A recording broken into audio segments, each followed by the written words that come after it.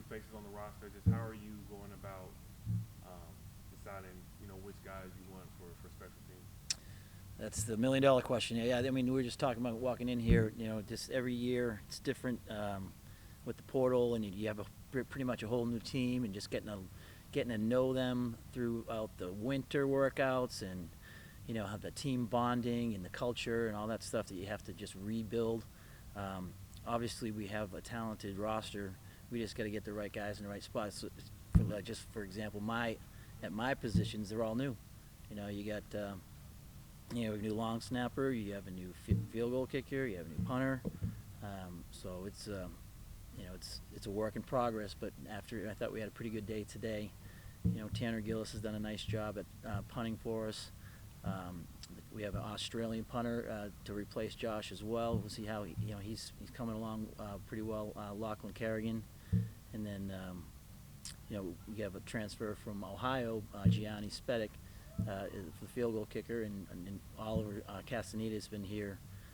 This will be his second year, so he's starting to gain some confidence. And you take it for granted things like Colby Cox, who played for like 3 years for us, and was just money snapping the football. And those are the little things that, like, special teams wise, that people don't really quite understand how important the long snapper is, how important the holder is for field goals.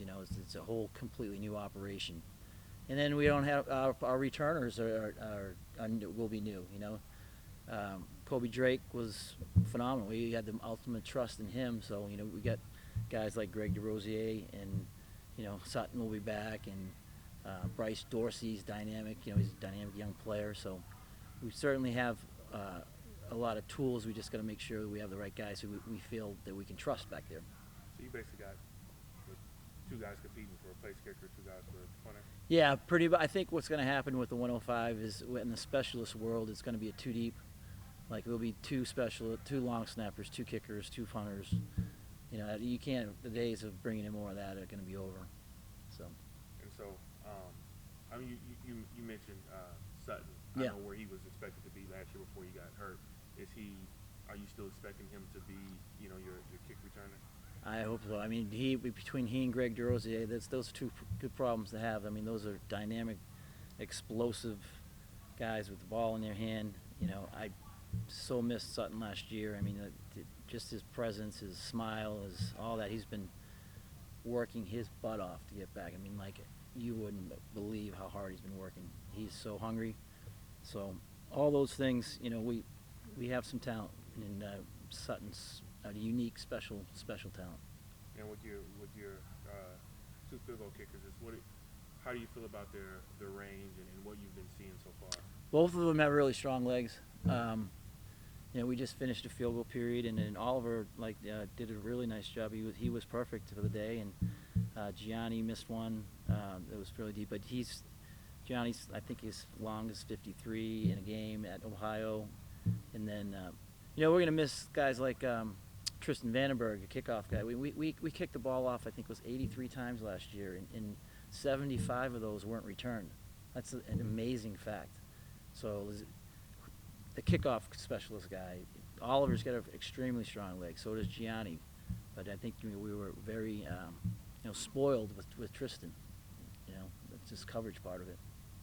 And how much, particularly with the new guys, like the transfers and everything, how much did you look at their film if they played special teams at their former school? Yeah, no. So what we have staff meetings, special team staff meetings, and one of the projects that we did was we went through all their film and all their special teams film, because most of the coaches just watch their offensive, defensive tape to make their evaluation in the portal, and then we watched all their special teams tape as well. So we kind of have a feel for, this guy's a linebacker, he can play on the punt team, this guy's a safety, he could fit this role in coverage, those type of things. So it was an interesting project. It was tedious, but it was definitely worth doing. Is there anybody, I know it's early, but is there anybody who you feel is kind of stepping out, like this could be our I know like the gunner. Is there anybody who you were seeing who could be that? For Yeah, well, we have a few good candidates. I mean, we have Jamari Hawkins back. I think he's one of the better gunners in the country, to be honest with you. But the guy that's really kind of sticking out is Duke Cooper. Like, he's a phenomenal athlete. Got good size, can run.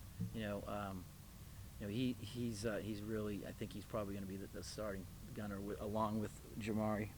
I would say if we had to play today, that would be probably one of the things. I know the coaching staff has talked about just in terms of the measurements, the athleticism and the length.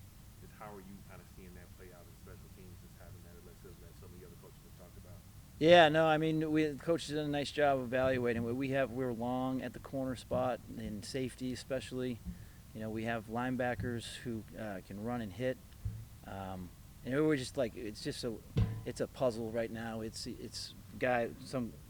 The depth chart is very fluid, but I think we're starting to get a good feel for what we got, and again, it's one of those deals. If we stay healthy, we should be fine.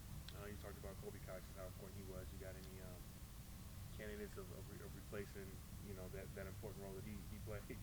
Oh yeah, Jonathan Zarut is he's on scholarship now. He was a freshman walk-on for us last year. He's from Miami. He's done a really nice job, and then we're going to bring in a high school kid from Florida. Appreciate you. Good, appreciate it. Yep, thank you.